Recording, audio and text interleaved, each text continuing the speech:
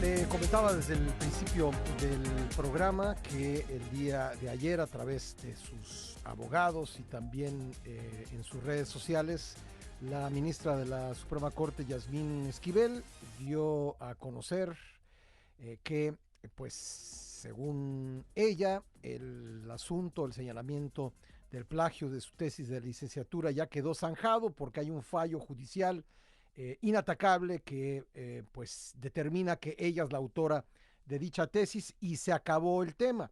Sin embargo, en la tarde la UNAM envió un comunicado pues diciendo que por lo que la UNAM respecta, pues ese fallo no la impide de continuar con el procedimiento. Sin embargo, recursos que la ministra ha presentado pues han obstaculizado el trabajo que hace la UNAM para llegar a la verdad en este caso. Y vamos a platicar al respecto con el maestro Hugo Concha Cantú, abogado general de la UNAM. Hugo, ¿cómo estás? Buen día. Hola Pascal, qué gusto saludarte nuevamente, que sea muy buen día para ti y el auditorio. Hice un resumen muy apretado, pero seguramente hay diversos Ujú. matices y detalles que te interesará comentar sobre este caso. Con todo gusto, Pascal, pero fue un resumen muy bueno. A ver, lo primero hay que decir, ¿de qué se trató este juicio? Bueno, pues todos, ayer por la mañana, los que estábamos atentos a este tema, fuimos sorprendidos de que existió otro juicio, un juicio que nunca se nos comunicó, a la UNAM no se le notificó, ni siquiera en la figura legal que existe de tercero interesado por estar involucrados con este tema, no se nos avisó de ninguna forma, y lo que ayer los abogados de la ministra o los representantes de la ministra dan a conocer es que hubo un juicio en donde Yasmín Esquivel demandó a Edgar Báez. Hay que recordarle al auditorio que Edgar Báez es la otra persona involucrada en esta, no quiero decir plagio porque es una figura penal, pero en esta apropiación indebida, digamos, de textos, ¿no? Eh, y lo demandó. Edgar Báez nunca compareció en el juicio, no se presentó y por tanto, en rebeldía, la juez dio por buenas todas las expectativas y lo que presentó la ministra. Y en ese sentido, pues dictó una sentencia que se dictó desde el 18 de mayo, tampoco nadie supo de esto, hasta ayer en donde ya vencían todos los plazos para que la otra parte, es decir, Edgar Báez, pudiera apelar o impugnar. Por ello es que dicen que esto ya es definitivo, inapelable. Y efectivamente, es inapelable ese juicio entre dos Uh -huh, personas uh -huh. llamadas Yasmín Esquivel y Edgar Báez, ¿no? Entre ellos, pues esta demanda así terminó y así queda. La UNAM, pues no fue notificada, pero la UNAM simplemente dice, ok, yo no estuve, fui parte de ese juicio, no me quisiste hacer parte, no quisiste que yo presentara ningún tipo de elemento, pues, y la sentencia tampoco se refiere a la UNAM en ningún sentido, y por ello, pues la UNAM continúa defendiéndose en los juicios que nos han presentado, en donde nos ha demandado el mismo equipo de personas, ¿no? Es decir, esto también lo quiero dejar muy claro, la UNAM no está persiguiendo a nadie, no está tratando de dañar a nadie, la UNAM está haciendo su trabajo, está cumpliendo con sus obligaciones, que son garantizar que los certificados, diplomas, títulos y las cosas que la UNAM hace verdaderamente cumplieron con una serie de requisitos académicos, que eso es de lo que se trata la universidad. Y lo que ha pasado en este caso en particular es que nos han demandado, ya en este momento van 2 amparos, este juicio, y uno más en el que estamos involucrados, también de un juzgado civil de la Ciudad de México, que nos ha impedido poder pronunciarnos, poder emitir incluso el dictamen que elaboró el Comité Universitario de Ética, porque nos pusieron unas medidas que lo prohíben, unas medidas cautelares que prohíben que hagamos eso.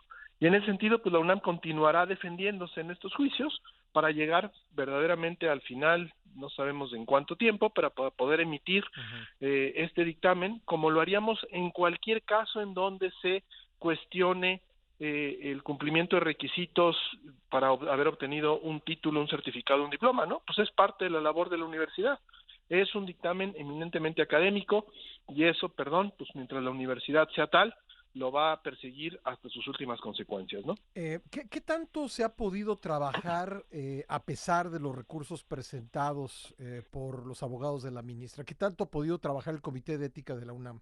Bueno, hasta donde yo estoy enterado, Pascal, porque somos, la verdad, muy exigentes en el cumplimiento de la ley y de los acatamientos judiciales, Hasta donde yo estoy enterado, el Comité Universitario de Ética tiene listo el dictamen, lo terminó, ¿no? Lo que no puede hacer es darlo a conocer. Y en ese sentido, esta medida cautelar decía que ya ni siquiera podía trabajar, pero el dictamen ya estaba terminado. Lo que pasa es que no podemos emitirlo, no podemos conocerlo. Yo tampoco lo conozco, ¿no? Y en ese sentido, bueno, pues seguiremos peleando judicialmente para que finalmente se libere a la UNAM y pueda la UNAM hacer su trabajo, que no tiene nada que ver con las cosas que a veces se dicen de que queremos perjudicar a la ministra. No. Pues perdona, si la ministra se vio involucrada como exalumna en un tema en donde la UNAM tiene que verificar qué sucedió desde el punto de vista académico, pues así que mala suerte, pero no estamos tratando de perjudicarla a ella. La UNAM no persigue gente, la UNAM simplemente verifica que sus distintos diplomas, títulos, cuando estos son cuestionados, verdaderamente son tales, ¿no? Sí, porque esto afecta sin duda, yo creo que cualquier tesis de licenciatura de cualquier alumno que se hace en condiciones irregulares, pues afecta el prestigio de la institución, pero cuando el egresado es una figura pública, pues más todavía, ¿no? Y yo creo que, pues, te lo digo también como egresado de la UNAM, a mí sí me parece bien que mi universidad haga ese trabajo para no perder prestigio. Porque si no los títulos, los diplomas, los certificados de la UNAM, pues acabarán siendo pedacitos de papel Pues sí. sin ningún valor de ningún tipo si se pueden obtener de cualquier forma, ¿no? Ese es el tema finalmente que está de fondo. Sí. Y lo que la UNAM tiene que buscar es que no, verificar que los requisitos se cumplieron, sino ver la forma en que se tienen que cumplir, ¿no? Y llevar pues finalmente un procedimiento, el cual ya se aprobó también en la universidad, para poder hacer ese tipo de validaciones, ¿no? Ahora, cuando me dices que ya se terminó el trabajo, ¿podrías describirme un poco en qué ha consistido?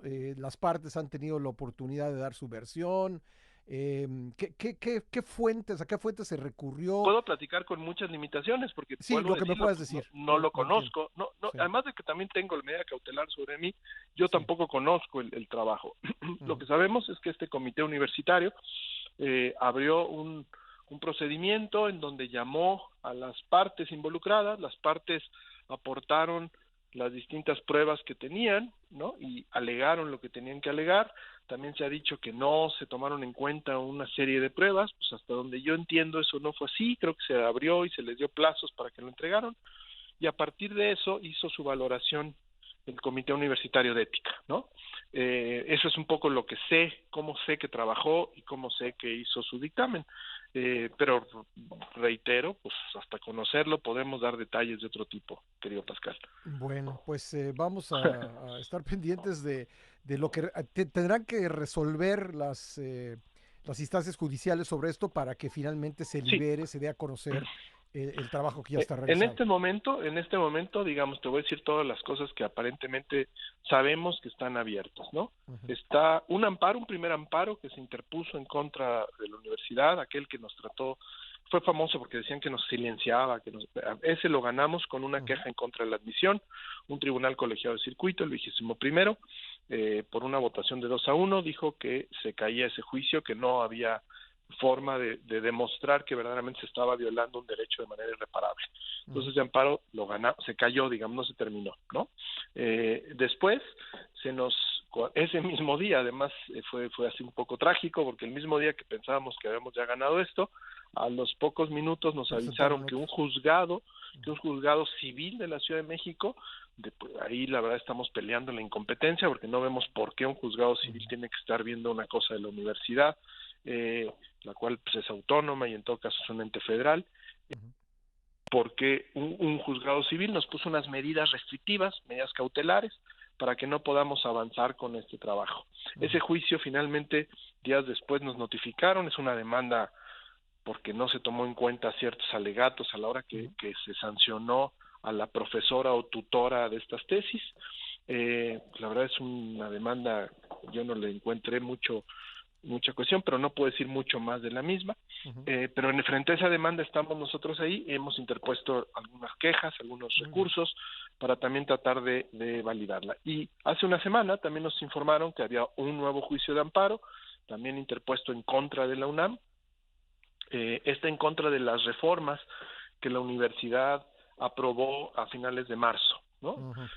Justamente en estos temas. Entonces, bueno, mira, la universidad no está demandando a nadie, no ha demandado a nadie, no es lo que queremos hacer, pues estamos defendiéndolo para que nos dejen hacer nuestro trabajo, básicamente, y pues, cumplir con Hugo, nuestras obligaciones. Tengo que dejarlo ahí por tiempo, pero Sí, estamos pendientes, como por siempre, supuesto, Pascal. te agradezco mucho la entrevista. Al contrario, el agradecimiento es mío. Muchas gracias. Gracias, Hugo Concha Cantú, abogado general de la UNAM.